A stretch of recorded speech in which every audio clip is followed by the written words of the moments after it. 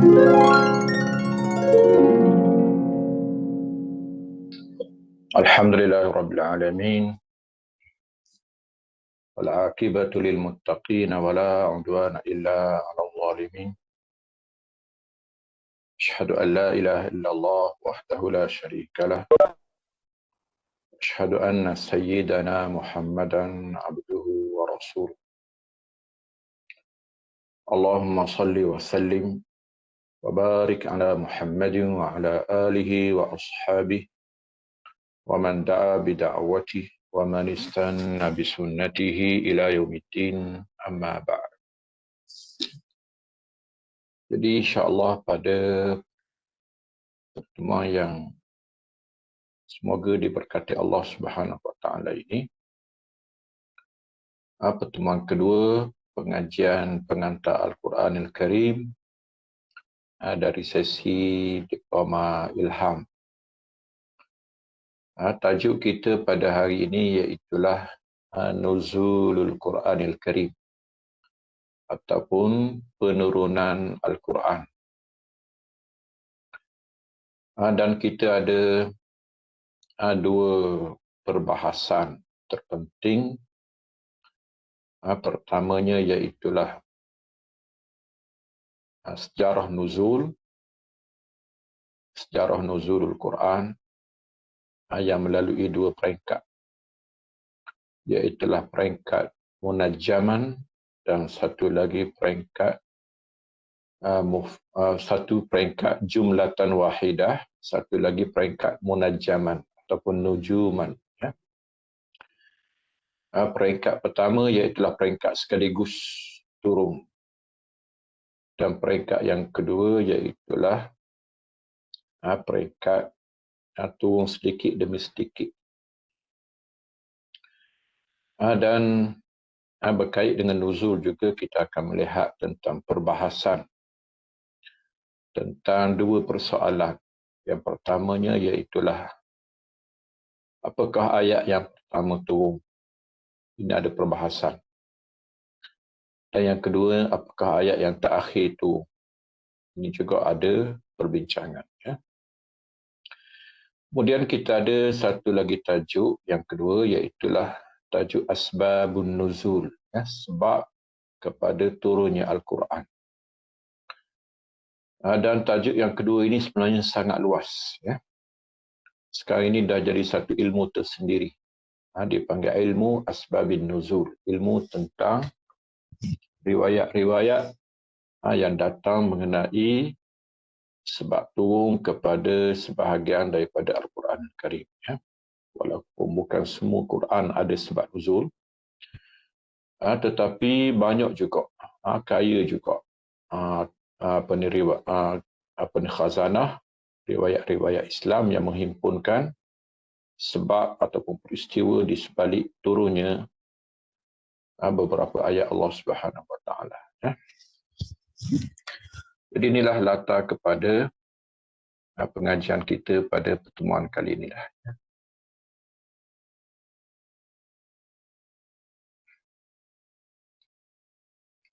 Jadi bahagian pertama kita akan tengok tajuk.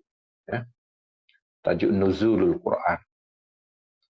Pertamanya, pengertian cara Nuzulul Quran. Penurunan sekaligus, ini peringkat pertama, dipanggil jumlatan wahidah, sekaligus. Yang kedua, penurunan berangsur-angsur, munajjaman ataupun nujuman. Kemudian, ayat yang pertama turun, ayat yang terakhir turun. Seterusnya kita akan masuk kepada asbabun nuzul ataupun sebab-sebab kepada penurunan sebahagian Quran. Nuzul Quran.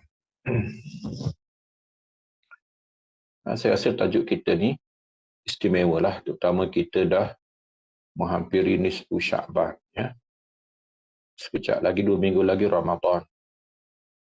Ramadan, antara topik yang selalu diperbicarakan iaitulah tentang nuzulul Quran. Syahrul Ramadan alladhi unzila fihi al-Quran. Bulan Ramadan diturunkan padanya Quran. Nanti kita akan tengok apa makna unzila, ya, diturunkan. Adakah dia turun sekaligus ataupun dia turun sikit-sikit. Dan Ramadan ini yang dikatakan turun di bulan Ramadan ini di peringkat mana sebenarnya, ya? Adakah daripada Lauh Mahfuz ke Baitul Izzah ataupun ke Baitul Izzah ke dada Nabi SAW. Jadi kita akan tengok jawapannya nantilah, ya. Jadi nuzul, pengertian bahasa daripada perkataan nazala, ya. Nazala maknanya turun daripada tempat tinggi, ya. Kita juga kebetulan baru lagi melepasi Rejab lah, di ujung Rejab. Baru ni kita bercakap tentang Isra' dan Mi'raj, ya. Isra' tak apalah, itu perjalanan di waktu malam. Mi'raj. Mi'raj, uruj. Uruj maknanya naik ke atas. Setingkat demi setingkat, ya. Kita naik tangga, setangga demi setangga. Darajatan darajah itu orang panggil uruj, ataupun kita kenali sebagai Mi'raj, ya. Nuzul pula turun, daripada atas ke bawah, daripada tempat tinggi ke bawah. Kalau uruj daripada tempat rendah ke atas. Jadi ini kaitan di antara langit dan bumi lah. Kita tahu bahawa perbahasan seumpama ini termasuk dalam perbahasan perkara-perkara ghaib. Apatah lagi sebahagiannya sangat berkait dengan sifat Allah Subhanahu Wa Taala. Maka dalam bab ini kita semestinya berpaksikan kepada ayat yang muhkamah, yang menyebut laisa kamitslihi syai', ya. Tuhan tidak ada seumpamanya sesuatu. Jadi mana-mana gambaran menyamakan Allah dengan makhluk itu tidak akan berlaku, ya. Cuma kita wajib beriman apabila Tuhan kata Nabi naik ke langit dalam peristiwa Mi'raj, ya, walaqad ra'ahu nazlatan ukhra inda sidratil muntaha indaha jannatul ma'wa, ya, indaha jannatul ma'wa idh yaghsha sidrata ma yaghsha. Maka kita percayalah, kita percaya dengan perkhabaran Quran bahawa Nabi naik ke langit, sebagaimana kita percaya juga bahawa Quran daripada langit turun ke bumi, tapi dengan cara yang dikehendaki oleh Allah Subhanahu Wa Taala, ya. Kita beriman kepadanya wajib, bertanya tentang kaifiat, sehingga menimbulkan sifat tashbih ataupun menyamakan Tuhan dengan makhluk, itu tidak diharuskanlah, itu bid'ah, ya. Jadi kita percaya dengan kesempurnaan Allah, dan segala sifat-sifat kekurangan dinafikan, maka kita beriman dengan umum yang diberitahu oleh Allah Subhanahu Wa Taala tanpa mengingkari, ya. Sebagaimana yang disebut oleh Imam Malik apabila ditanya tentang kaifastawa, ya, Ar-Rahmanu 'alal 'arsy istawa, Tuhan Ar-Rahman bersemayam di atas arasy. Maka Imam Malik kata al-istiwa'u ma'lum. Bersemayam itu bahasa yang diketahui. Wal kaifu majhul, tapi cara macam mana itu tidak diketahui. Tuhan tak beritahu kita. Wal imanu bihi wajib. Beriman kepadanya adalah wajib. Wassu'alu anhu bid'ah. Bertanya lebih-lebih itu kesalahan lah. Jadi nazala turun. Turun daripada tempat tinggi, ya. Turun daripada langit ke bumi. Turun daripada ilmu Allah ke Lauh Mahfuz, ke Baitul Izzah. Kemudian dibawa oleh Jibril alaihissalam ke pangkuan Nabi SAW sedikit demi sedikit daripada Baitul Izzah. Pengertian istilah, ya. Jadi penurunan ini ialah penurunan Al-Quran daripada Lauh Mahfuz ke Baitul Izzah. Jadi ini orang panggil penurunan pertama, An-Nuzulul Awal, ya. At-Tanazzulul Awal, ya. Penurunan pertama ialah Quran dia keluar daripada Lauh Mahfuz. kita wajib percaya bahawa Quran pernah satu ketika dia berada di Lauh Mahfuz. Lauh papan, mahfuz terpelihara, ya. Papan dengan makna catatan-catatan yang ditulis di atas papan.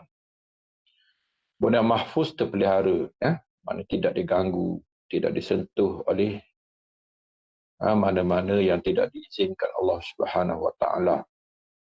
Dalam Quran kata innahu laqur'anun majidun fi lauhim mahfuz. Ini Quran yang agung yang pernah berada di Lauh Mahfuz. Kemudian dia turun sekaligus, ya, di penurunan pertama daripada Lauh Mahfuz ke Baitul Izzah, rumah keagungan, ya, rumah kemuliaan. Ini adalah kiblat kepada penduduk langit, Kaabah di langit, kiblat para malaikat. Jadi diturunkan Quran kali pertama, dikeluarkan daripada Lauh Mahfuz pada ketika yang dikehendaki Tuhan ke Baitul Izzah, ke kiblat penduduk langit, dan dipamerkan di sana. Kemudian daripada langit dunia, langit dunia ni sebab Quran kata as-sama'ud dunia, ya, bahasa langit dunia, langit dekat maksud, kepada Nabi SAW. Ke pangkuan Nabi SAW sedikit demi sedikit. Jadi nampak dari segi pengertian ini bahawa Quran melalui dua peringkat penurunan, ya, peringkat sekaligus daripada Lauh Mahfuz ke Baitul Izzah, dan peringkat sedikit-sedikit, ya, daripada Baitul Izzah kepada Nabi SAW dibawa Jibril sedikit demi sedikit. Cara turun Quran, ya. Nuzuluhu ni cantik, ya, nuzuluhu jumlatan wahidah. Dia turun sekaligus, ya. Kemudian nuzuluhu munajjama, dia turun beransur-ansur ataupun sedikit-sedikit, ya. Jadi penurunan pertama ialah penurunan sekaligus.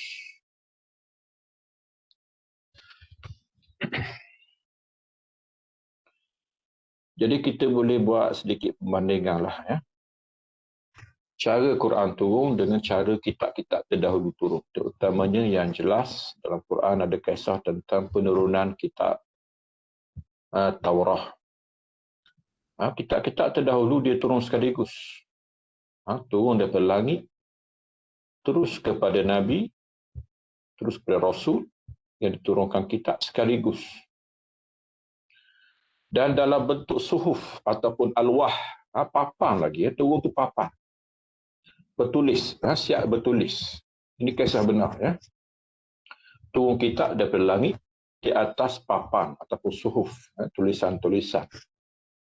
Kepangkuan Nabi, kepangkuan Rasul sekaligus. Nabi Musa AS menerimanya di Turi Sini. Kitab Taurah sekaligus, dalam bentuk papan-papan yang tercatat tulisan, ya. Jadi Al-Quran peringkat pertama dia turun sebagaimana adat kitab-kitab langit, ya, dia turun sekaligus. Tapi tidak terus ke bumi, ya. Dia ke Baitul Izzah. Cuma tengok ni, ya. Peringkat pertama turun Quran ke Lauh Mahfuz. Ini daripada mana ke Lauh Mahfuz? Ini sebenarnya kita boleh belajar dalam ilmu qadar. Al-Quran ini tidak terkeluar daripada qadar, ketentuan Tuhan, ya. Qadar dia semuanya datang daripada ilmu Allah. Ini ilmu qadar. Qadar, takdir, qada, qadar, dia datang daripada ilmu Allah, ilmu Tuhan, ya, yang maha luas. Kemudian sebahagian daripada ilmu masuk catatan, qalam, ya, ditulis. Catatan inilah yang ada di Lauh Mahfuz, ya. Jadi Quran turun daripada ilmu Tuhan ke Lauh Mahfuz. Bal huwa Quranum majid fi lauhim mahfuz. Quran ini agung, duduk duduknya, tempat simpannya di Lauh Mahfuz. Tengok ayat ni, kalau kita baca 1001 pelajaran lah. Dalam suratul Buruj. Surah yang menceritakan bagaimana orang yang beriman di kalangan penduduk Najran, yang dipanggil Ashabul Ukhdud, tiba-tiba mereka dibakar. Dibakar di dalam parit-parit api. Ya. Jadi itu nasib agama Tuhan di muka bumi. Tapi sebenarnya tidak hina. Tidak hina Ashabul Ukhdud, orang-orang yang dibakar ini. Ya. Mereka mulia kerana iman asalnya mulia. Datang daripada sisi Tuhan yang mulia, datang daripada Lauh Mahfuz, datang daripada As-Sama'il Ula. Jadi ini barang tinggi. Cuma tidak dihargai di bumi. Itu lain kisahlah. Seperti seorang yang dagang, datang daripada keluarga mulia, tiba-tiba pergi ke kampung orang, duduk seorang diri, orang tak kenal latar belakang dia, orang hina dia. Tapi dia tetap mulia. Balik kampung, dia mulia balik. Ya. Jadi Quran, bal huwa Quranum Majid. Macam mana dihina agama Tuhan. Sedangkan Quran ini mulia. Walaupun dilayang hina oleh sebahagian manusia. Fi lauhim mahfuz. Dia di alam lain, di alam langit. Kedudukannya ialah di lauh mahfuz. Ya. Lauh mahfuz ni pun barang gaib jugalah. Kita tidak diberitahu tentang kaifiatnya. Cuma bahasa itu kita faham. Lauh ialah papan. Mahfuz ialah terpelihara. Ya, tempat simpanan segala maqadir. Ya, ketentuan-ketentuan yang akan berlaku di muka bumi. Ketentuan yang baik ataupun ketentuan yang buruk. Penurunan sekaligus. Ya. Sekaligus dia turun daripada Lauh Mahfuz ke Baitul Izzah. Ya.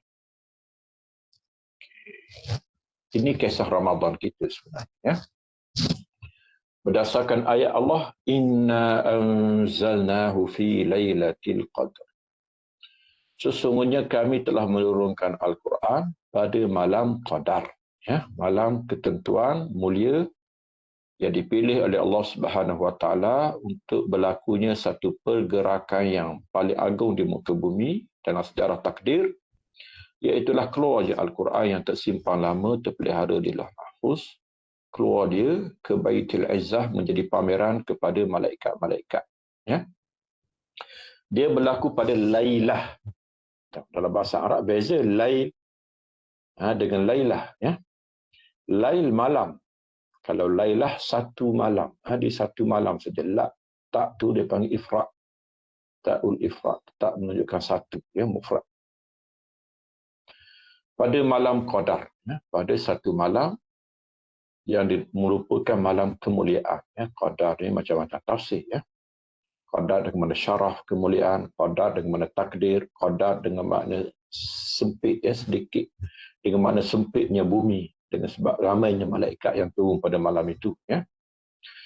Jadi ini yang merujuk kepada nuzul Quran di bulan Ramadan. Ia turun sekaligus daripada Lauh Mahfuz ke Baitul Izzah. Kalau kita tanya daripada mana petunjuk difahami bahawa dia turun sekaligus pada malam Qadar. Ini orang panggil kita kena mahir berbahasa Arab. Kemahiran yang tinggi lah. Anzalna dalam bahasa Arab tidak digunakan melainkan untuk turun sekaligus. Ya. Dia bahasa Arab ni ada dua. Ya. Nazala turun. Kemudian dia boleh ditambah, dipanggil mazid. Rubai, 4 perkataan daripada nazala, 3 perkataan. Nazala turun sendiri. Kalau Allah yang menurunkan ataupun orang lain yang menurunkan, diperturunkan oleh pelaku, maka dia kena perkataan lain. Kena tambah mazid, kena tambah perkataan. Nazala jadi anzala. Ya. Ataupun satu lagi nazzala. Ya. Jadi kalau anzala turun sekaligus. Kalau nazzala turun sikit-sikit. Ya, ini bahasa Arab. Ya. Pelik. Ya.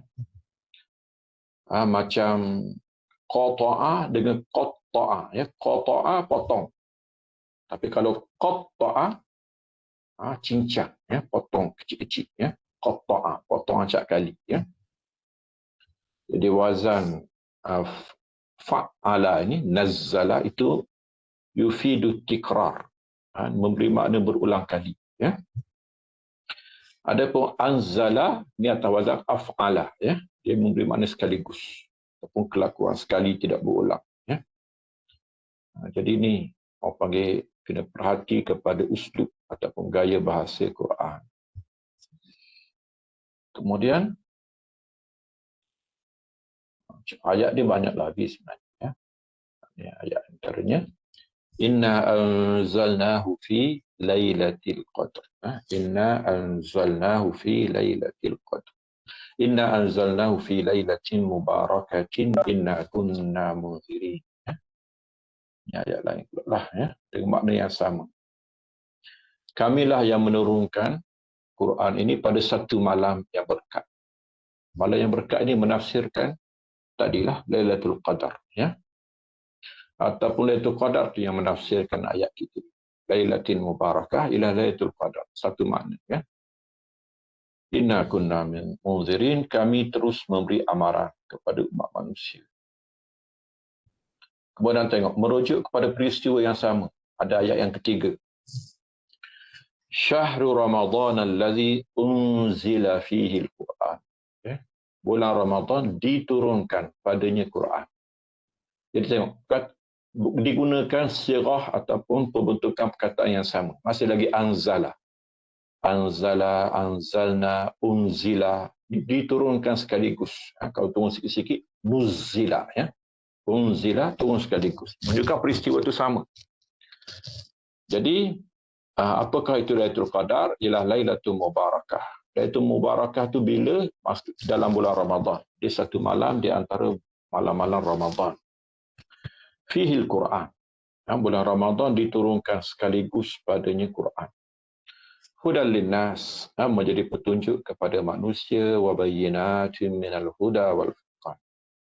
Dan dia keterangan-keterangan yang jelas terbentuk daripada petunjuk dan juga pembeza di antara kebenaran dan kebatilan.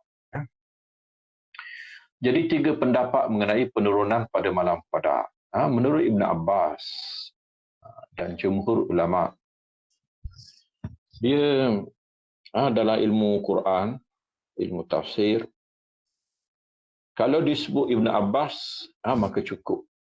Ini orang panggil pendapat terkuat. Ya. Tapi syaratnya mestilah sah ataupun mestilah sahih. Memang Ibn Abbas, ya. Sebab banyak juga daripada Ibn Abbas yang tidak sahih lah, yang direka ataupun yang datang daripada riwayat-riwayat yang lemah daripada. Iza sahha an Ibn Abbas, kalaulah sahih riwayat itu daripada Ibn Abbas dalam ilmu tafsir, dalam ilmu Quran, maka itu pendapat yang terbaik. Ya. Sebab Ibn Abbas ini alim Quran tanpa tandingan. Bergelar turjumanil Quran, penterjemah Quran. Seolah-olah orang lain semua tak tahu Quran, berhajat pada terjemahan walaupun orang Arab. Penterjemah Quran ialah Ibn Abbas, yang Nabi SAW berdoa kepadanya semasa kecil, Allahumma faqihhu fid din wa 'allimhu ta'wil. Jadi Ibn Abbas lah sebenarnya yang mendatangkan pendapat ini, dan akhirnya Ahli Sunnah wal Jamaah hampir bersepakat bahawa inilah pendapat. Al-Quran diturunkan sekaligus ke langit dunia pada malam Lailatul Qadar. Maksudnya ke Baitul Izzah, ke tempat perhimpunan malaikat. Selepas itu diturunkan secara beransur-ansur kepada Nabi SAW. Ya. Kemudian pendapat yang kedua, Asy-Syu'bi. Al-Quran diturunkan pertama kali kepada Nabi pada malam Qadar. Ada pendapat inilah. Tapi pendapat ini lemah. Ya. Saya kata dan jumhur, bukan sebenarnya, dan sebahagian ulama silap. Ya. Ada kata Quran diturun pertama kali kepada Nabi pada malam Qadar. Selepas itu diturunkan secara beransur-ansur selama 23 tahun. Ya. Jadi Lailatul Qadar ini pertama kali Nabi terima Quran. Seolah-olah merujuk kepada ayat Iqra, yang akan kita tengok nanti, yang turun pada ketika umur Nabi 40 tahun di Gua Hira. Ya. Di peristiwa itu berlaku panggil hadis Badul Wahyi, hadis permulaan wahyu yang diriwayatkan oleh Aisyah, Itu berlaku pada pada malam Qadar di bulan Ramadan. Ada pendapat ini juga, orang kata boleh diterima juga. Ya. Pendapat sebahagian ulama tafsir, Al-Quran diturunkan ke langit dunia pada 23 hari bulan itu Qadar. Ya. Pada 23 pada Lailatul Qadar, ya, selama 23 tahun. Ya. Tak apalah, yang pentingnya sebenarnya tidak ada khilaf besar dalam bab. Ya. Jumhur ataupun pendapat yang kuat rajih ialah sebagaimana yang disebut oleh Ibn Abbas. Dia turun pada malam Qadar sekaligus daripada Lauh Mahfuz ke Baitul Izzah, kemudian turun sedikit demi sedikit pada Nabi SAW selama 23 tahun. Nuzulul Qur'ani munajjama, ya, nuzul munajjam, nuzuluhu munajjam, ya, turun Quran sedikit demi sedikit.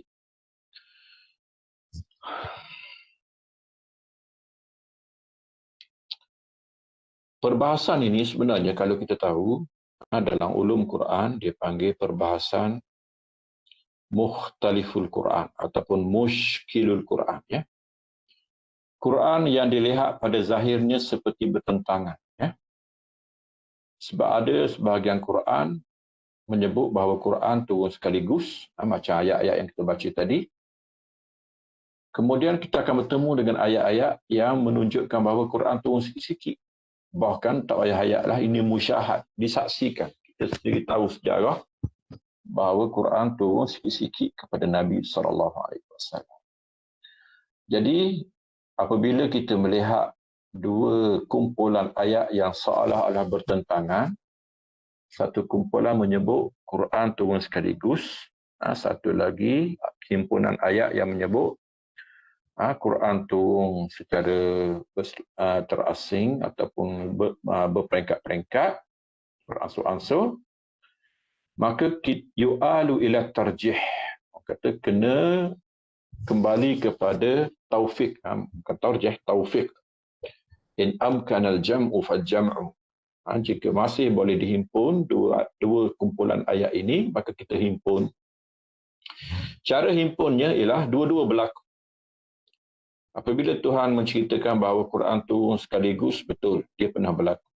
Apabila Quran cerita bahawa dia turun beransur-ansur, juga betul, dia pernah berlaku. Ini dua peristiwa yang berlainan. Dia pernah turun sekaligus daripada Lauh Mahfuz ke Baitul Izzah. Itu merujuk pada ayat-ayat yang menyebut bahawa dia turun sekaligus. Dan di sana juga ada peristiwa Quran turun sedikit demi sedikit. Ya. Wa Qur'anau faraqnahu litaqra'ahu 'alan nasi 'ala mukth wa nazzalnahu tanzila. Quran sengaja kami selerakkan dia, ansur-ansurkan penurunannya, kami pecah-pecahkan dia supaya engkau wahai Muhammad sallallahu alaihi wasallam perbacakannya kepada umat manusia 'ala mukth, tenang-tenang, ya, sikit-sikit. Wa nazzalnahu tanzila. Wa nazzalnahu, kami turunkannya sikit-sikit, tanzila, sikit-sikit sungguh. Orang kata, memang itulah telah menjadi takdir Tuhan. Dia mahu Tuhan ini tanzil, dia turun sikit-sikit, ya. Sebahagian demi sebahagian.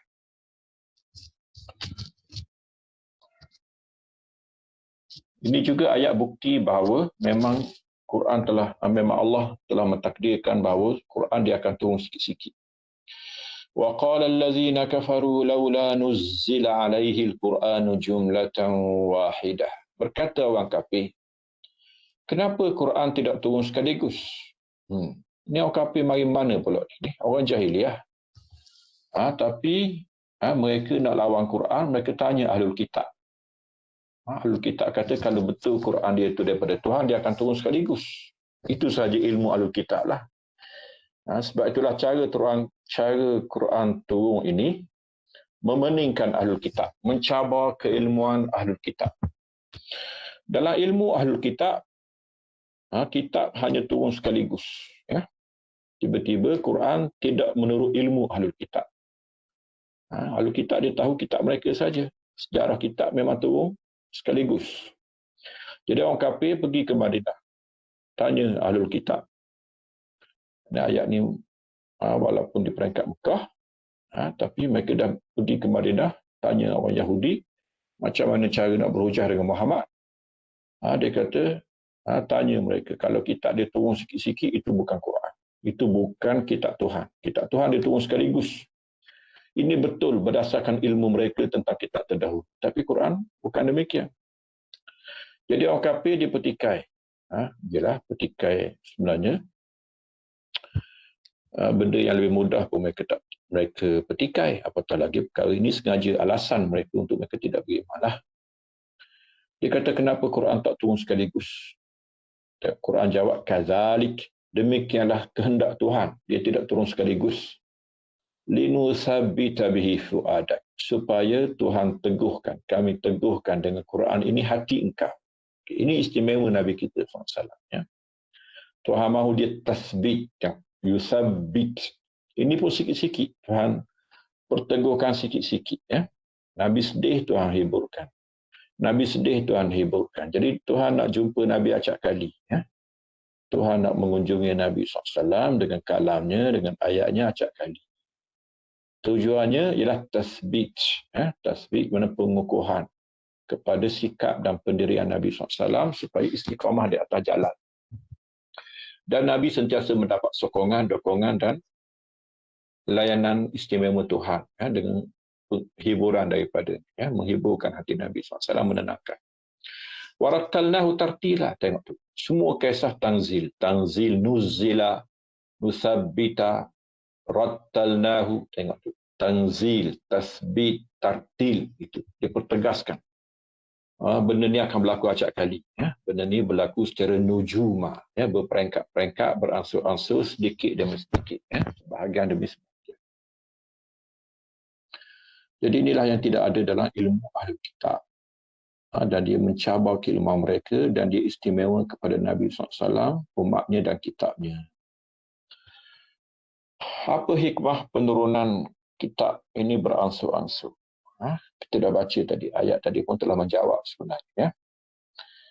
Cuma diringkaskan, dirumuskan di sini. Pertamanya, memudahkan Nabi SAW menghafal dan memahami. Ialah Nabi kita SAW manusia. Laqad ja'akum rasulun min anfusikum.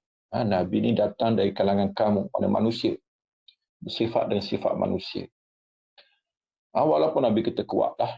Walaupun Nabi kita bagus hafalannya. Tapi Tuhan melayani sebagai layanan manusia. Memudahkan hafalan untuk Nabi SAW. Maka Nabi kita menghafal khamsan. 5. Dan Nabi ajar kepada sahabat pun begitu. 5 ayat. Paling banyak 10. Ashran. Sebagaimana yang diberitahu oleh anak murid kepada Osman ibn Affan dalam ilmu Quran.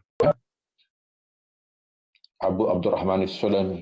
Dia kata, kami dahulunya mengambil Al-Quran daripada mulut mereka yang mengambilnya, daripada mulut Nabi SAW. Kami tidak akan membaca Al-Quran lebih daripada 5 ayat. La natajawazu 10 ayat. 5 hingga 10 ayat. Hatta na'lamaha wa na'mala biha. Sehinggalah kami berilmu dan beramal dengannya.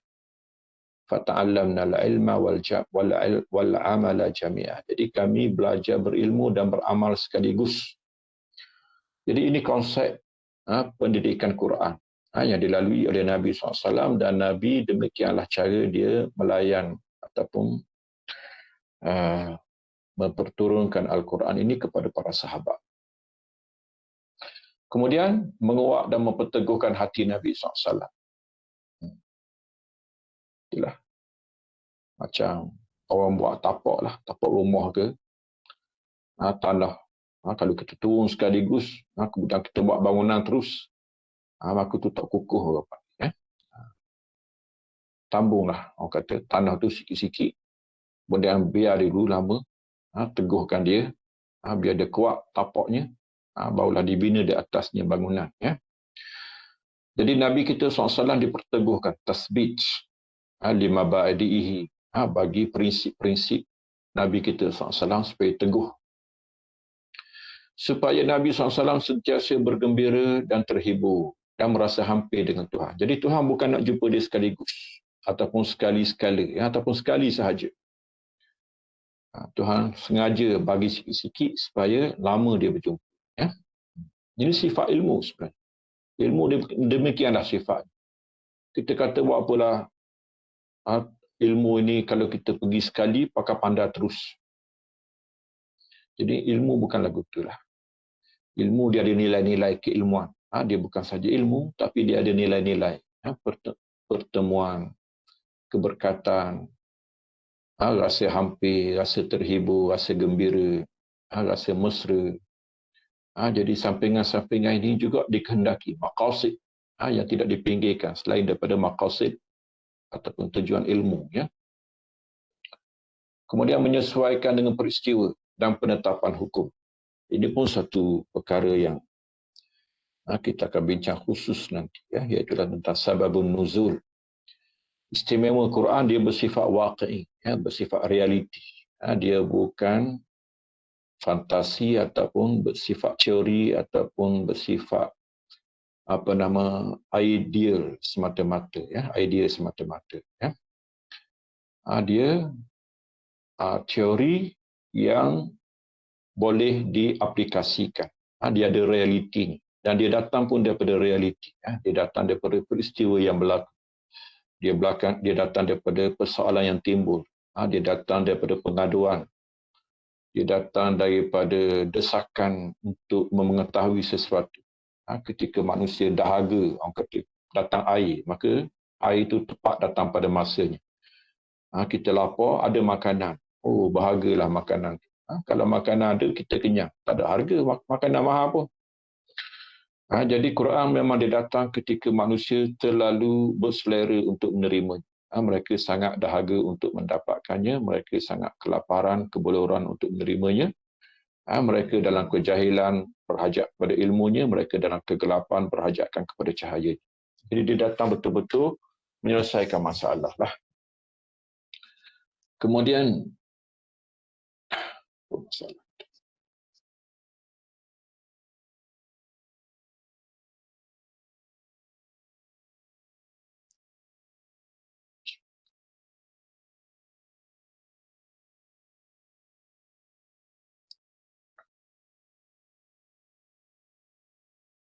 sekejap, kita ada salah skrin.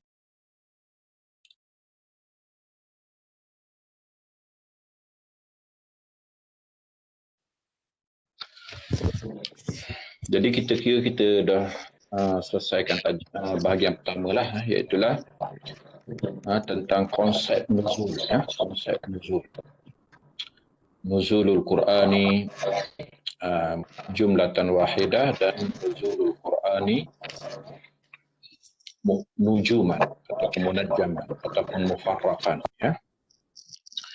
Kemudian kita tengok kepada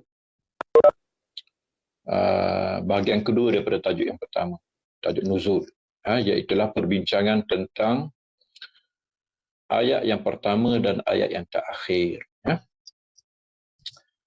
Sebelum daripada kita masuk tajuk ni, kita tengok dari segi metod dulu lah, metodologi ataupun manhaj. Jadi kita kena tahu bahawa yang kita bercakap ni semuanya soal riwayah, riwayat dia panggil. Jadi dalam bab ni, yang bila ada perbahasan, bila ada perbincangan, maka umdah dia panggil ataupun pegangan kitanya, tempat kita berpaksi ialah ilmu riwayah ataupun ilmu hadis lah secara ringkasnya. Maksudnya, apa yang sahih daripada riwayat. Apa yang sahih daripada riwayat. Dengan kata lain, pendapat ataupun akal, pemikiran, tidak ada ruang di sinilah. Ini tidak ada ruang untuk akal. Dia adalah riwayat. Mana riwayat yang kuat, maka itulah yang akan rajih, itu yang akan menang, akan berat di sebelah penerimaannya. Jadi pendapat yang pertama menyebut bahawa ayat yang pertama tu ialah 5 ayat daripada suratul Alaq. Bismillahirrahmanirrahim. Iqra' bismi rabbikal ladzi khalaq. khalaqal insana min 'alaq. Iqra' wa rabbukal akram allazi 'allama bil qalam 'allamal insana ma lam ya'lam. Tapi sini kita tak bawa riwayat lah. Kita tak bawa riwayat. Riwayatnya sangat jelas. Ini hadis pertama sebenarnya dalam Sahih Bukhari. Selepas hadis innamal a'malu binniyat. Innamal a'malu binniyat hadis pertama dalam Sahih Bukhari. Tapi itu orang panggil muqaddimah Sahih Bukhari kepada semua sekali. Adapun tajuk pertama dalam Sahih Bukhari ialah Imam Bukhari dia mulakan dengan satu tajuk yang tidak pernah orang mula dan tidak pernah orang ikut dia. Dia seorang je buat. Iaitulah tajuk dia Kaifa Budi Al-Wahyu. Bagaimana bermulanya wahyu. Maka didatangkan kepada kita hadis Aisyah radhiyallahu anha. Ya. Hadis Aisyah menceritakan bagaimana Nabi SAW mengkisahkan kepadanya dia apabila sampai umur 40 tahun hubbiba ilaihil khalaq, dia mula kasih untuk menyendiri diri, ya. Lalu wa kana yata'abbadu layali fi ghari Hira, ya, yatahannas, dia beribadat beruzlah di gua Hira malam-malam zat adadin, beberapa malam, kemudian bila habis bekalan dia balik, ya. Sehinggalah kepada kisah turunnya wahyu pertama kepadanya lah, Iqra. Dia kata ma'ana biqari, aku tak utim baca. Jibril kata Iqra, dia kata ma'ana biqari. Kemudian Jibril peluk dia hatta balagha minniyal jahdu, sehingga aku sesak nafas, ya. Sehinggalah Jibril ajar kepadanya Iqra bismi rabbikal ladzi khalaq. Jadi berdasarkan riwayat, itulah riwayat Imam Bukhari sendiri dengan hadis yang paling kuat sandarannya. Maka inilah pendapat yang betul. Iqra' bismi rabbikal ladzi khalaq. Pendapat pertama, dan sebenarnya pendapat kedua, ketiga ni tak ada tandingan lah. Sebab tu kita selalu beritahu bahawa khilaf dalam Quran ataupun dalam tafsir ini tidak banyak sebenarnya, ya. Kalau pendapat pertama, pendapat kedua, pendapat ketiga tu dia bukan macam fiqh. Fiqh pendapat pertama kuat, pendapat kedua pun kuat sebenarnya, pendapat ketiga pun kuat. Masing-masing ada alasan yang kuat. Untuk tarjih bukan mudah. Tapi dalam tafsir, kalau sebut pendapat pertama, maka itu sebenarnya pendapat yang betul. Hampir betul lah. Tetapi meraihkan juga pendapat-pendapat lain yang dibawa walaupun tidak kuat. Ya. Pendapat yang kedua, tengok. Kedua ialah surah Al-Muddassir. Ya ayyuhal muddassir qum fa'anzir wa rabbaka fakabbir wa thiyabaka fatahhir wa rujza fahjur. Ya. Wala tamnum tastakthir wa li rabbika fasbir. Okey. Sebenarnya memang betul surah Muddassir di antara surah awal turun lah. Dan ada setengah riwayat merujuk seolah-olahnya dia yang pertama turun, ya, tapi tidaklah. Ini diketahui bahawa surah Muddassir ialah orang panggil ayat pertama tentang risalah. Mana dulu Nabi ni? Nubuwah dulu ke risalah dulu? Ataupun sekaligus? Ya? Kita tahu beza antara Nabi dengan Rasul. Ya, Nabi ialah seorang lelaki yang mendapat wahyu. Rasul pula ialah seorang lelaki yang mendapat wahyu yang diperintahkan untuk memberitahu orang lain. Ya? Ulama kita menyebut bahawa Nabi kita bermula dengan nubuwah. Nubuwah ialah Iqra' bismi rabbikal ladzi khalaq. Nabi mendapat wahyu dan belum diperintahkan untuk memberitahu orang lain. Ya, belum diperintahkan untuk tabligh dan risalah. Ya. Risalah pertama dan tabligh yang pertama ialah daripada surah Al-Muddassir. Ya, wahai yang sedang berselimut, qum, bangun. Ini bangun kali kedua dah. Ini bangun waktu siang. Sebab ada kita ayat ya ayyuhal muzammil qumil laila illa qalila. Bangun waktu malam untuk sembahyang. Ini bangun siang. Kita jangan ingat qiyamul lail saja. Ada orang qiyamul lail tapi siang tidur. Tak jadi. Dia baca ya ayyuhal muzammil saja. Dia tak baca ya ayyuhal muddassir. Qum, bangun, fa'anzir. Ataupun bangun siang saja, malam tak bangun. Itu pun orang kata tak ada kekuatan jugalah. Sukar untuk istiqamah dan tidak menurut sunnah yang betul juga. Ya. Siang je bangun, malam tidur, subuh pun tak bangun. Ya. Siang rajin. Inzar, beri amaran. Jadi inzar ni datang daripada bangun malam. Qum fa'anzir, bangun dan berilah amaran. Kali ini bukan baca Quran di rumah lah, bertemu orang. Wa rabbaka fakabbir, Tuhan saja engkau besarkan, jangan takut orang. Allahu akbar. Wa siyabaka fatahhir, baju kena bersih untuk jumpa orang. Wa rujza fahjur, percakapan-percakapan kotor jauhkan. Pilih perkataan-perkataan yang baik saja. Ya. Okeylah, seterusnya yang ketiga. Pendapat yang ketiga. Pendapat yang ketiga. Pendapat ketiga ni yang saya kata tadi, dari segi metod, metodologi, ini salah. Boleh katakan salah. Sebab tidak ada riwayat pun yang sebut Fatihah. Cuma akal. Pendapat ni pendapat Mu'tazilah sebenarnya. Pendapat Al-Imam Az-Zamakhsyari. Kita panggil Al-Imam. Kerana Ahli Sunnah mengiktiraf ilmu dia dalam ilmu Balaghatul Quran. Orang baca kitab dia. Namanya Al-Kashaf. Dia pula anak murid dalam ilmu bayan, ilmu balaghah daripada Ahli Sunnah juga, Abdul Qahir Al-Jurjani. Jadi dia tak pakai riwayat. Dia terus pakai akal. Dia kata surah yang pertama ialah surah Fatihah. Mana riwayat? Tak ada riwayat. Cuma dia kata, ada ke sejarah Nabi menerima wahyu dan tidak sembahyang? Jadi dia kata, Nabi terima wahyu dan terus sembahyang. Sembahyang tidak pernah berpisah dengan agama. Sejak hari pertama Nabi terima wahyu. Islam syaratnya sembahyang. Jadi sembahyang dah ada. Dan mana ada sembahyang tak ada Fatihah, dia kata. Ini akal dia lah, pendapat orang kata. Jadi itu mana ada sejarah agama tanpa sembahyang. Jadi Nabi mesti sembahyang. Sejak hari pertama dia terima agama. Dan tak ada juga sembahyang, tak ada sejarah sembahyang tanpa Fatihah. Jadi mesti Fatihah yang pertama. Nama pun Fatihah, dia kata. Jadi ini pendapat Az-Zamakhsyari.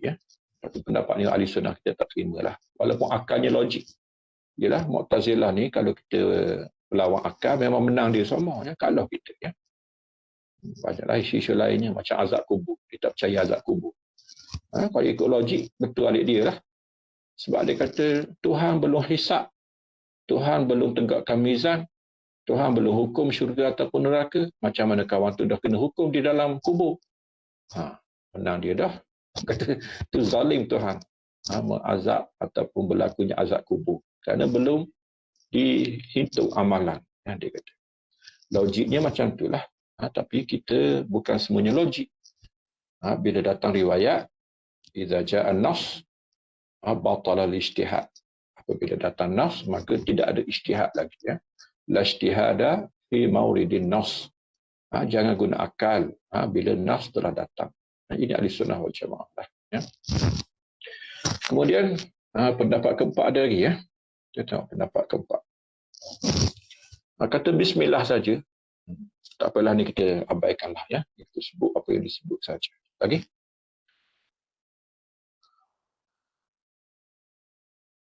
Kita tengok seterusnya. Rasa tu punya ayat yang terakhir. Tengok ada 6 pendapat. Tengok pendapat yang pertama. Ini juga sandarannya wahyu. Sandarannya ialah riwayat. Ahli hadis. Mana hadis yang kuat, maka itulah yang menang. Cuma kita tak bawa di sini hadis. Sebab tahulah pembincangan hadis ni banyak pembincangan teknikal. Kena mengaji ulum hadis tu. Untuk tahu, untuk faham bagaimana sesuatu hadis tu dinilai sahih, dinilai lebih kuat, lebih sahih daripada yang lain. Dalam kumpulan makbul pun ada darajat-darajatnya. Dalam kumpulan mardud pun ada darajat-darajatnya. Jadi pendapat yang paling kuat ialah ayat 281 surah Al-Baqarah. Wattaqu yawman turja'una fihi ila Allah. Wattaqu yawman turja'una fihi ila Allah. Bertakwalah dengan satu hari yang kamu semua dipulangkan padanya kepada Allah. Summa tuwaffa kullu nafsin ma kasabat wa hum la yuzlamun. Kemudian ditunaikan secara sempurna setiap orang apa yang dia usahakan dan mereka tidak sekali-kali dizalimi. Ini berdasarkan riwayat sebenarnya. Yang kedua tengok. Pendapat yang kedua. Nah, mana ni yang jaga skrin? Pendapat yang kedua, pendapat ni masyhur orang Melayu kita dululah. Dulu masuk teks buku sekolah ni, ya. Buku SRP, buku SPM, STP, masuk ayat ni, ya. Dia kata ayat yang terakhir turun. Comel lah, nampak macam terakhir sungguhlah. Al-yawma akmaltu lakum dinakum. Pada hari ini, aku sempurnakan kepada kamu agama kamu. Jadi, munasabah je rasa ayat ni yang terakhir. Tapi sebenarnya jauh ayat ni daripada terakhir lah. Sebab ayat ni jelas, diketahui bila dia turun. Dia turun pada hari Jumaat di Arafah, 9 hari bulan Zulhijjah, ketika Nabi sedang wukuf di hari Arafah. Itu jelas daripada hadis Sahih Bukhari, riwayat Umar Ibn Khattab. Ya. Apabila Yahudi berkata, nazalat fiikum ayah, lau nazalat fina taj'alnaha aidah. Turun kepada kamu satu ayat yang kalau turun kepada kami, kami akan jadikan hari turunnya hari raya. Umar kata, aku tahu hari turun. Itu hari Jumaat, hari Arafah, ketika Nabi SAW sedang berwukuf di Hajatul Wada'. Jika diketahui, maka jelaslah bahawa ayat ini turun jauh sebelum wafat Nabi SAW lah. Mana paling kurang 3 bulan. Kena Zulhijjah, kemudian Muharram, sehinggalah Rabiul Awal, meninggalnya Nabi SAW tahun 11 Hijrah itu lebih kurang 3 bulan. Ya. Dan kita kena baca juga dalam Sahih Bukhari, ada hadis Anas bin Malik menyebut bahawa wahyu yang paling lebat turun paling banyak ketika hujung hayat Nabi SAW. Ya, 3 bulan sebelum wafat Nabi itu, selepas daripada Hajatul Wada', Haji Selamat Tinggal, di antaranya tempoh itu ayat yang terlalu banyak turun. Ya. Banyak ayat yang turun lebat, orang kata hujan wahyu kepada Nabi SAW sebelum kewafatan baginda SAW. Okeylah, yang ketiga. Yang ketiga, pendapat yang ketiga. Ini pun ayat riba, ya. 278 Surah Baqarah. Ini pun berdasarkan riwayat. Ada riwayat yang menyebut seolah-olah membayangkan bahawa ayat yang paling turun, yang paling lewat turun ialah ayat riba. Lagi? Tapi tidak kuatlah berbanding dengan pendapat yang pertama tadi. Lagi? Yang keempat pula. Ada. Tenang tadi. Ini pun ayat dain. Ayat mudayanah. Ya. Ayat hutang. Ini ayat yang paling panjang dalam Quran. Ya. Satu muka surat ayat ni je. Ya ayyuhallazina amanu idza tadayantum bidainin ila ajalin musamman faktubuh. Kita buat kira ayat je tu. Ini ayat paling panjang dalam Quran, dikatakan ayat yang terakhir. Dan memang betul pun. Ini antara ayat yang terakhir tu, ya. Jadi ayat yang terakhir tu banyak soal keuangan, riba, hutang. Lagi? Pendapat yang kelima.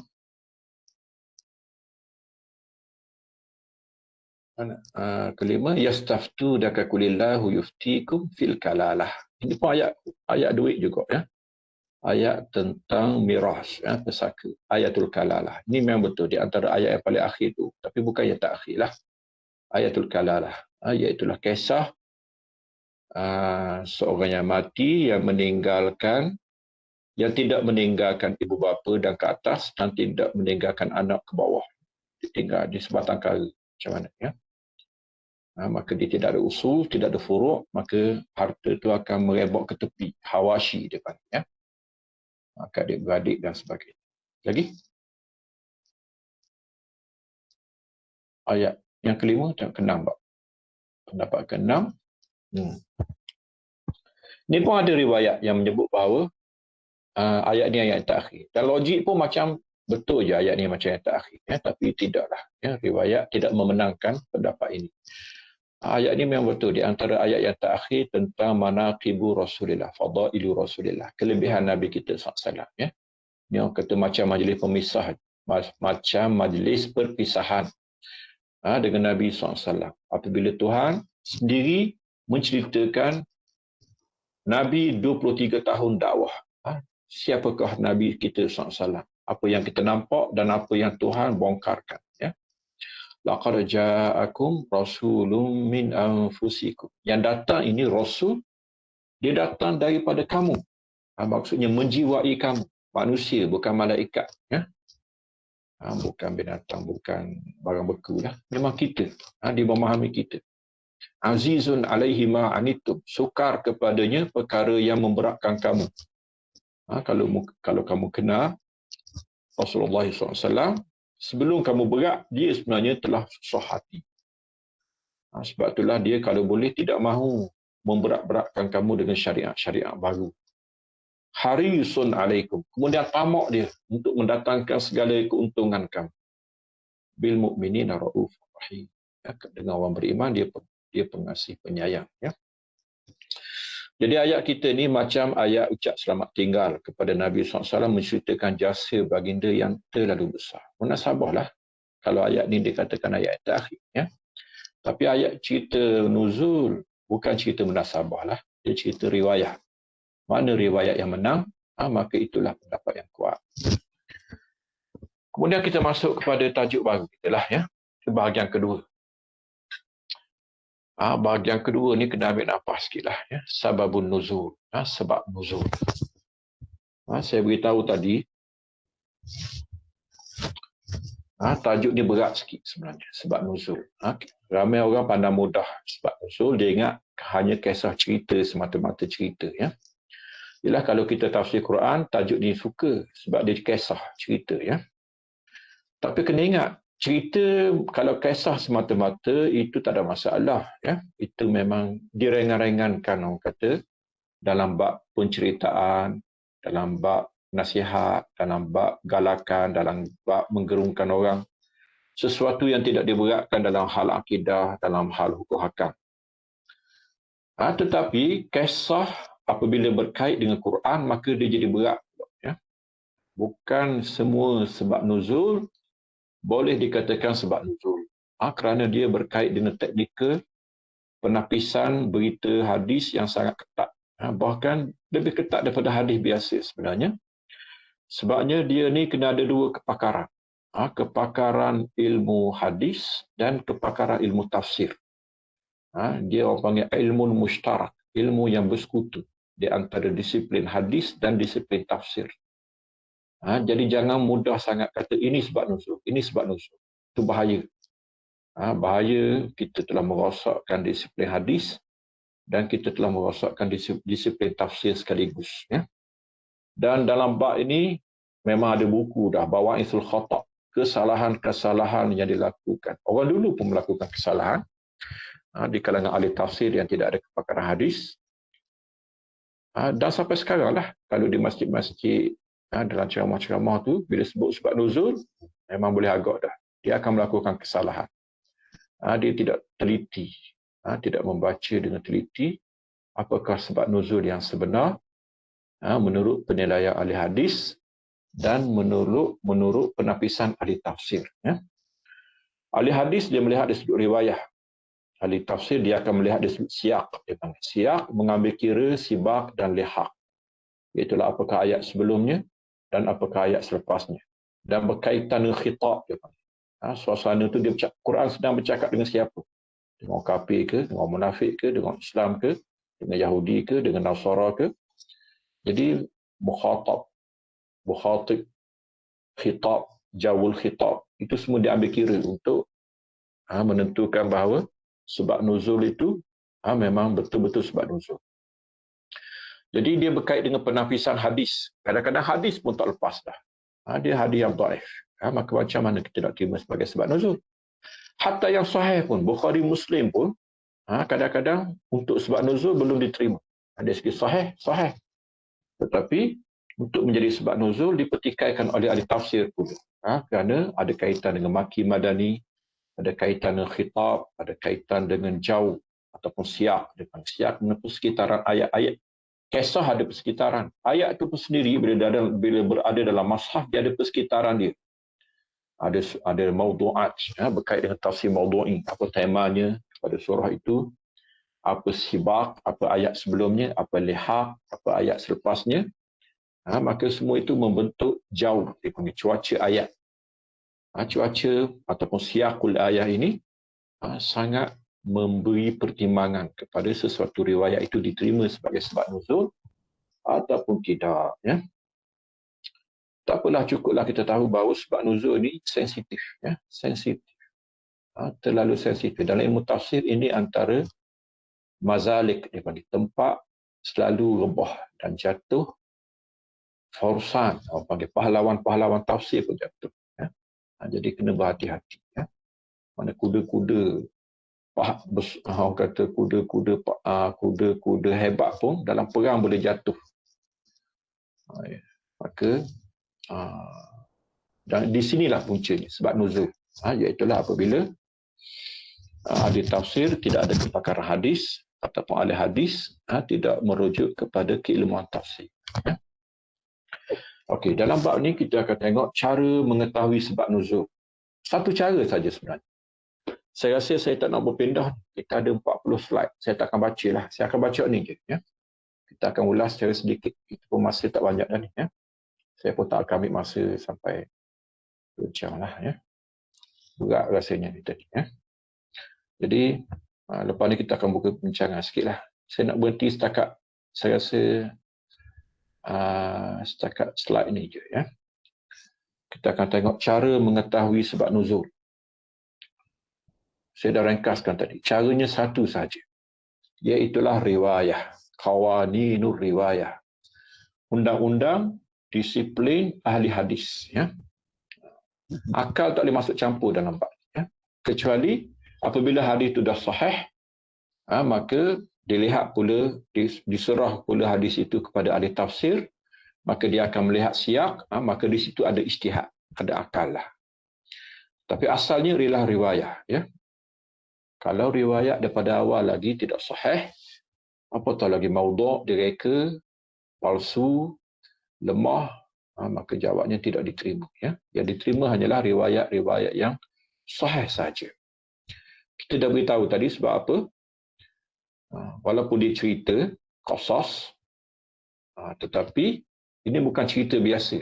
Al-qasasu al-muta'alliqatu al-qisasu al-muta'alliqatu bi kitabillah. Dia kisah yang berkait dengan Quran. Ya.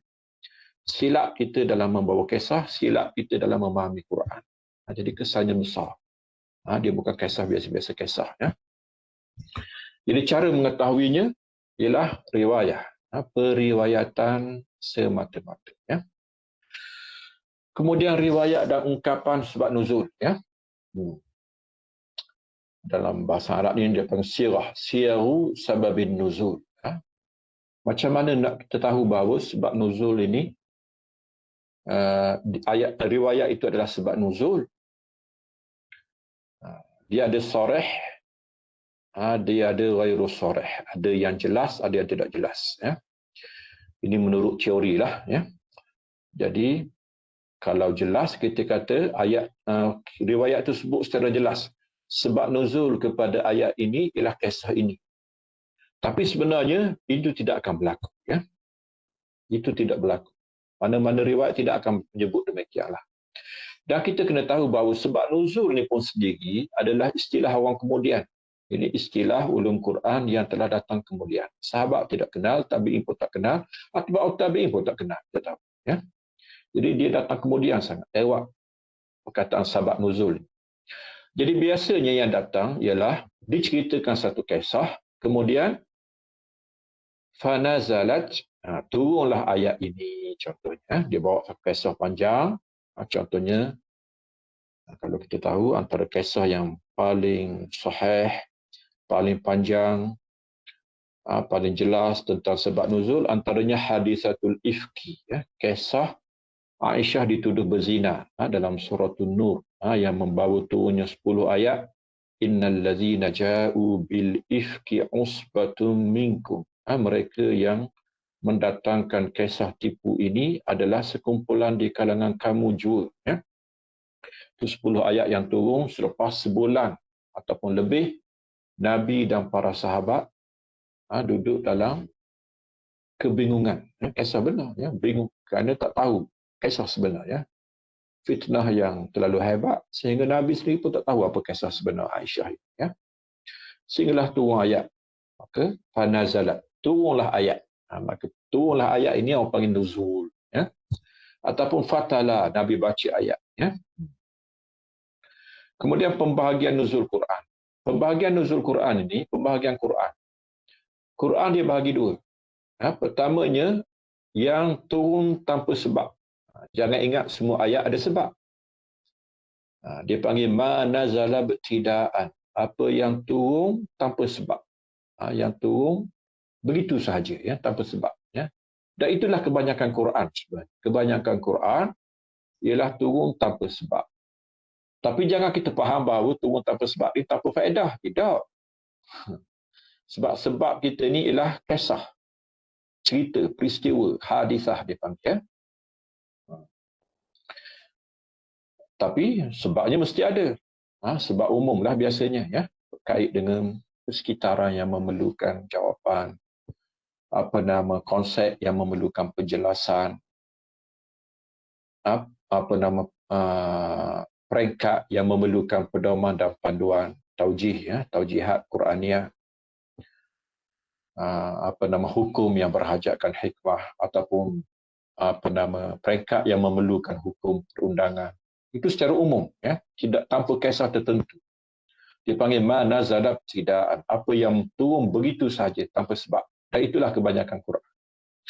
Kemudian pembahagian kedua ialah ma nazala bisababin, apa yang turun dengan sebab.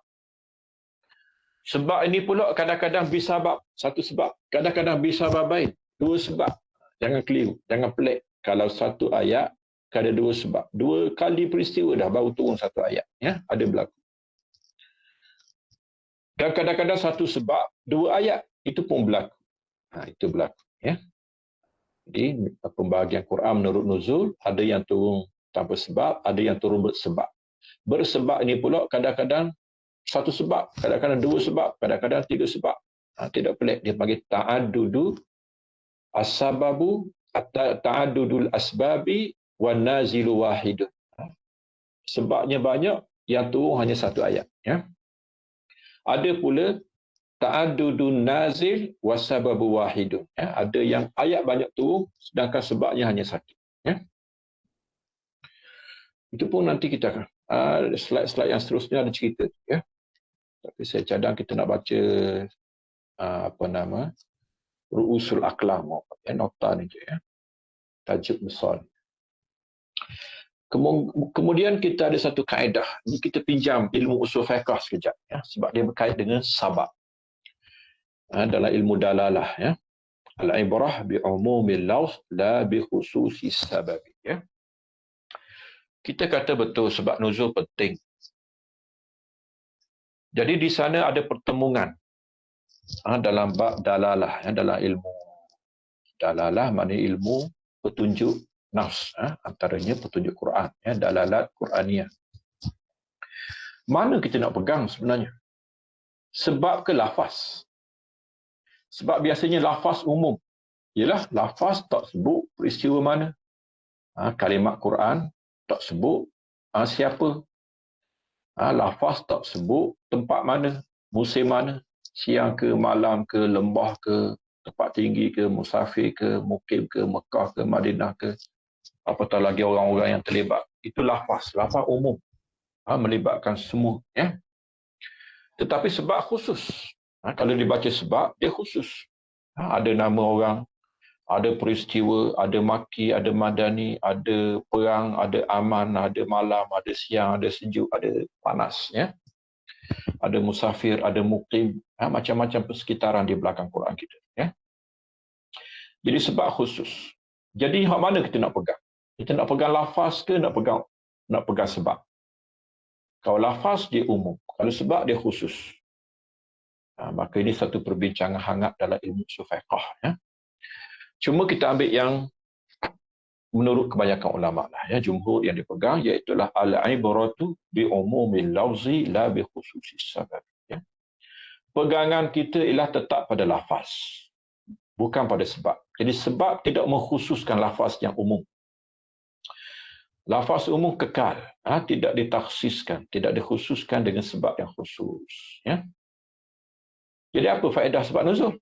Tetap berfaedah. Kerana untuk memahami lafaz, mestilah kita kena tahu sebab. Bila ada sebab, barulah kita tahu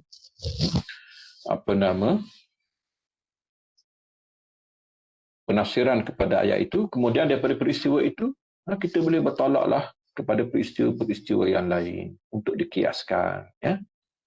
Tapi mestilah ada tempat bertolak. Mesti ada titik tempat kita bermula memahami ayat ini daripada sebab. Kemudian daripada titik ini boleh dikembang. Kerana Quran kita bukan untuk zaman Nabi SAW sajalah dan bukan untuk peristiwa yang berlaku di situ saja. Dia bersifat murunah, dia bersifat anjal, fleksibel dan boleh diamalkan sehingga kesudahlah. Ya. Kemudian faedah mengetahui sebab nuzul. Ya, faedah mengetahui sebab nuzul. Ya. Cuba tengok slide seterusnya. Tengok sikit-sikit lah. Ya. Pengertian berlaku suatu peristiwa yang menyebabkan penurunan sesuatu ayat mengenainya. Jadi kena ada peristiwa. Sebab ni ialah peristiwa. Kemudian bila berlaku peristiwa itu terus turun ayat. Sebab itulah di antara kesilapan orang dia kata sebab nuzul ayat fil contohnya. Ya. Alam tara kaifa fa'ala rabbuka bi ashabil fil alam yaj'al kaidahum fi tadlil wa arsala alaihim tayran ababil. Ya, kisah ashabul fil. Dia kata sebab nuzul ayat ini, surah ini ialah kerana peristiwa tentera bergajah. Itu silap. Peristiwa bergajah bila berlaku? Berlaku lama dah. Kata sebelum kelahiran Nabi. Bukan sebelum ayat ini turun. Jadi itu kisah lama. Kisah lama. Ayat itu tak ada sebab. Suratul Fil antara ma nazalat tidaan, apa yang turun tanpa sebab. Ya. Adapun kisah Ashabul Fil itu lama, tak boleh sebab ini mestilah sebab baru atau segar. Masih lagi panas peristiwa itu lalu turun ayat. Itu orang panggil sebab nuzul. Adapun yang lama-lama ataupun yang akan datang ataupun yang belum berlaku lagi ataupun kisah syurga neraka itu bukan tak panggil sebab nuzul. Ya. Dia mestilah peristiwa di zaman Nabi SAW, panas, segar lagi, fresh. Kemudian turun ayat segar juga. Ya. Wadhan tariyah. Ayat segar dalam peristiwa yang segar. Jawapan kepada persoalan yang ditanya, hukum dan sebagainya. Ya. Orang tanya, jawab. Kadang-kadang Nabi pulang dah kawan tu. Kemudian Nabi panggil balik, ada jawapan baru daripada Quran. Ya. Lagi, kita tengok.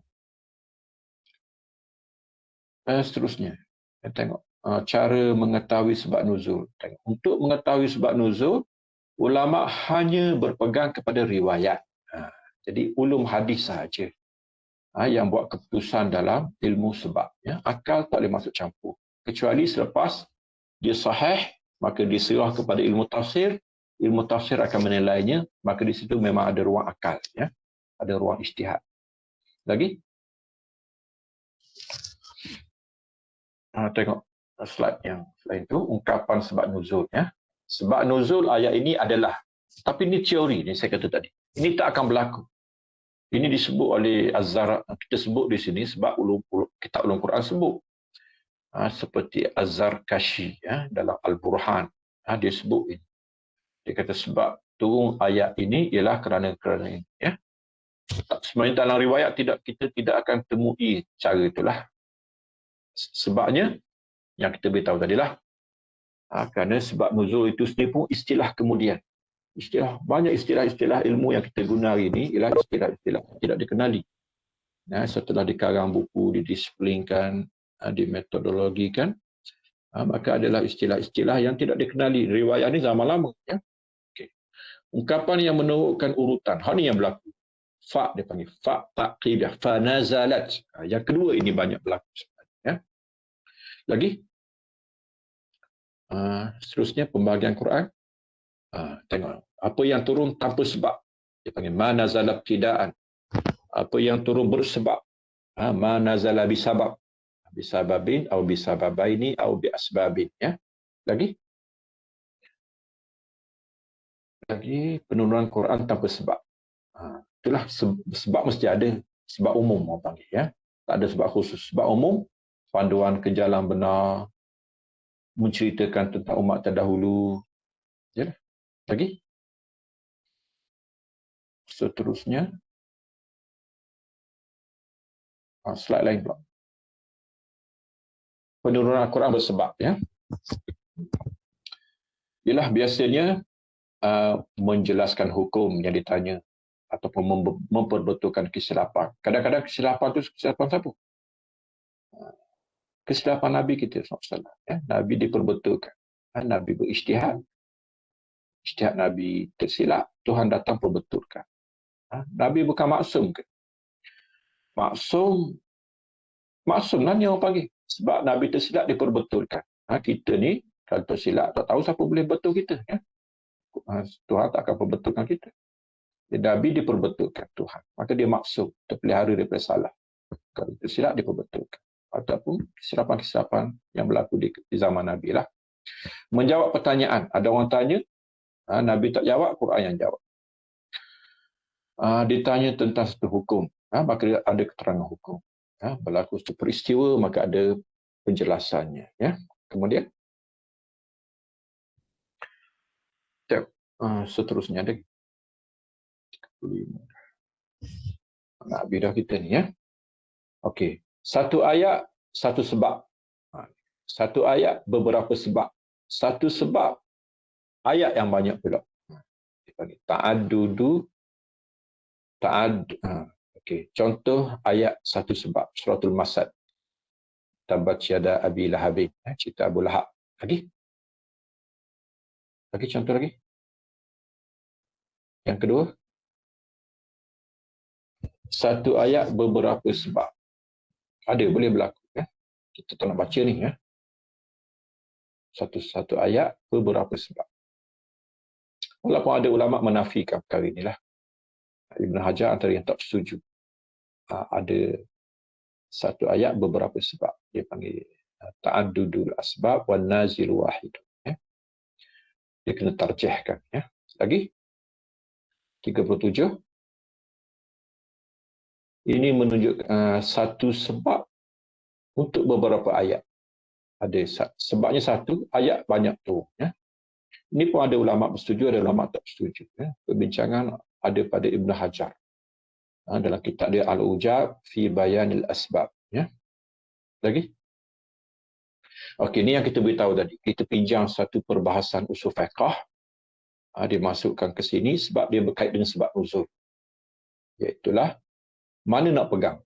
Nak pegang lafaz ke nak pegang sebab? Jawabnya lafaz yang dipegang. Sebab hanyalah penjelasan. Ya? Sebab kalau kita pegang sebab, itu mengkhususkan ayat. Jadi ayat itu setakat zaman Nabi je. Tak diamalkan selepasnya. Tapi penting untuk dipahami. Yang kata tak penting pula.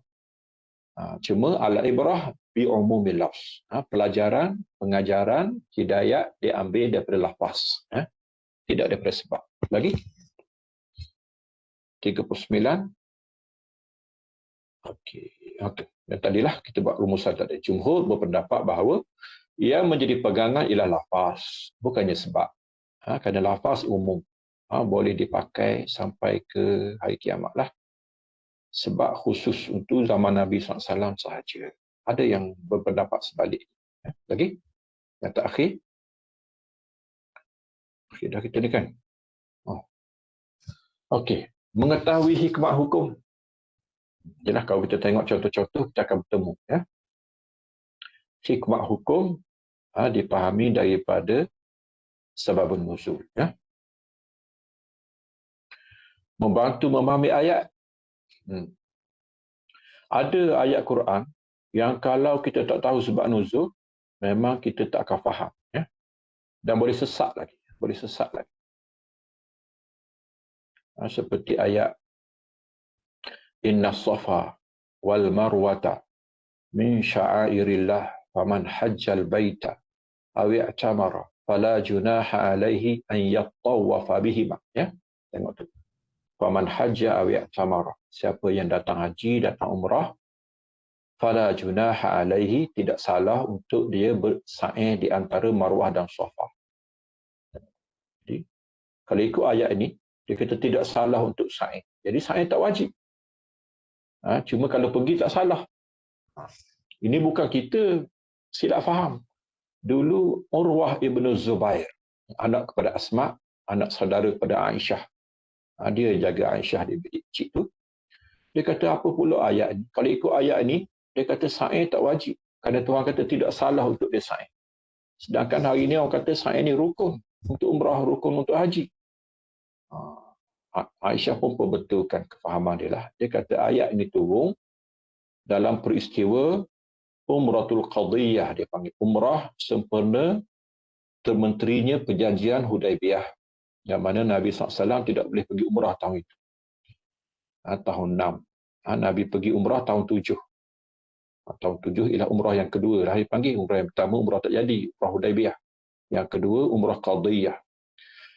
Jadi ketika umrah tu, masa tu Nabi belum menguasai Mekah.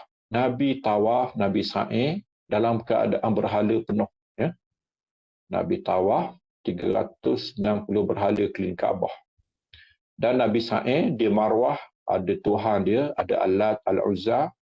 Dan di Safa pun ada Tuhan dia, Allat ataupun Al-Uzza ini. Ya?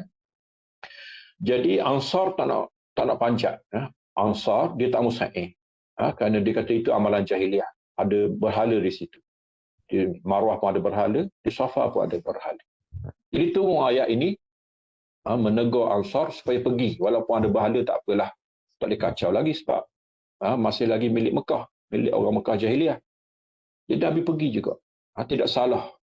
Inna Safa wal Marwata min sya'airillah. Ya, jadi itu bukan nak cerita wajib tak wajib, tapi nak kata tak boleh pergi itu tak betul.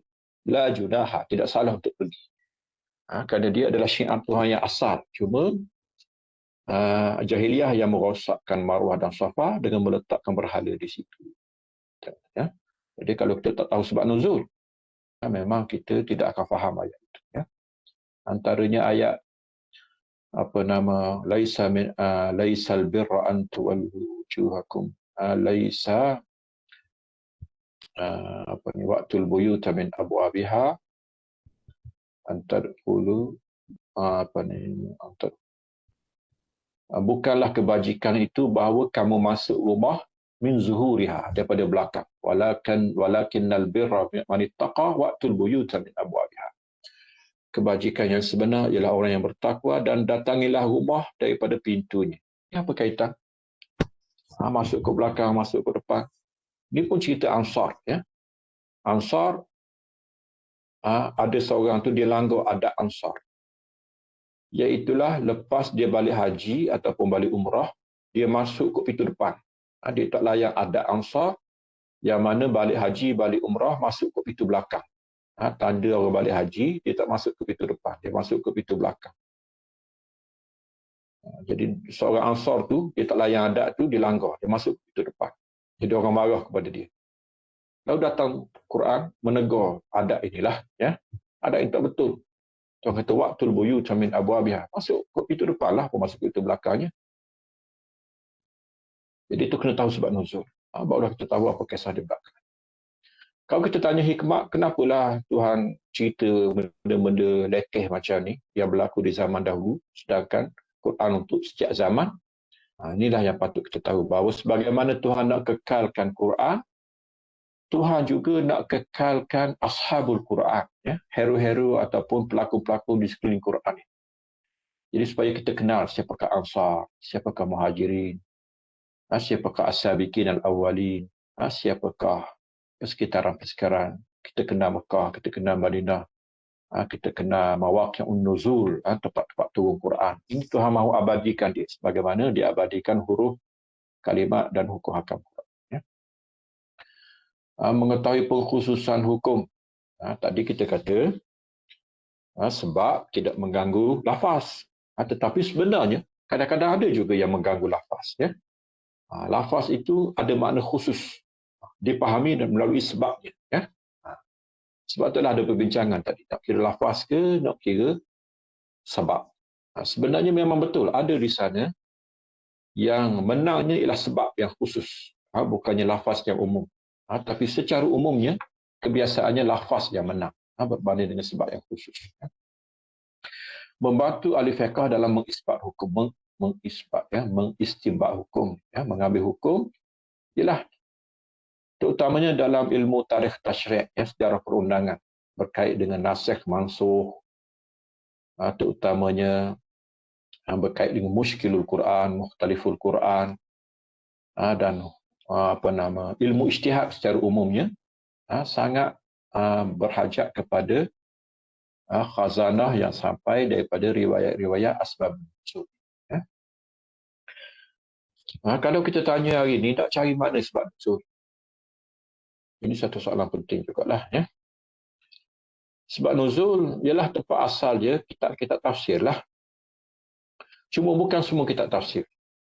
Tafsir yang ada pengetahuan hadis. Ialah tafsir dengan hadis ilmu yang berbeza. Tetapi di sana ada ulama tafsir yang ahli hadis. Seperti At-Tabari. Dan setara dengan Tabari ialah Ibnu Abi Hatim Ar-Razi, panggil tafsir Ibnu Abi Hatim Ar-Razi, nama tafsir Al-Kabir. Ini bukan Ar-Razi Fakhrul Razi, itu tafsir Bir-Ra'yi. Kemudian kita ada Al-Muharrar Al-Wajiz, ini kitab bahasa Arab pakailah, Ibn Atiyah Al-Andalusi. Kemudian Al-Baghawi, ini imam dalam mazhab kita Syafi'i, tafsir Baghawi, nama dia Ma'alimut Tanzil. Kemudian tafsir As-Sa'alibi, Al-Imam As-Sa'alibi, kata silap mazhab di Maliki. Kemudian kita ada tafsir Ibn Kathir ni Sahulah. Ini memang ahli hadis dan ahli tafsir sekaligus. Tafsir-tafsir moden ini sebenarnya lebih bernasib baik. Telah ada kesedaran kuat untuk menjaga kesahihan. Macam tafsir Wahbah Zuhaili itu, tafsir Al-Munir, macam tafsir Imam Azhar, iaitu Tantawi, Sayyid Muhammad Tantawi, nama tafsir Al-Wasit. Dan juga orang alim daripada Tunisia, daripada Jami'ah Zaitunah, namanya Tahrir wa Tanwir, Ibn Muhammad At-Tahir Ibn Ashur. Ini antara tafsir yang memberi penekanan kepada riwayat-riwayat yang betul tentang sababun nuzul. Kemudian kita ada buku khusus tentang sebab nuzul. Cuma perlu ditapislah, macam Al-Wahidi, Asbabun Nuzul, As-Suyuti, dia ada Al-Lubab. Suyuti juga ada tafsir yang bagus, Durrul Mansur. Itu memang riwayat-riwayat sebab nuzul kaya di situlah. Jadi saya rasa itulah apa yang sempat kita bentanglah dalam pertemuan ini. Sekadar itu sajalah. Saya nak stop rekod ni. Kemudian kita buat pembincangan sikitlah.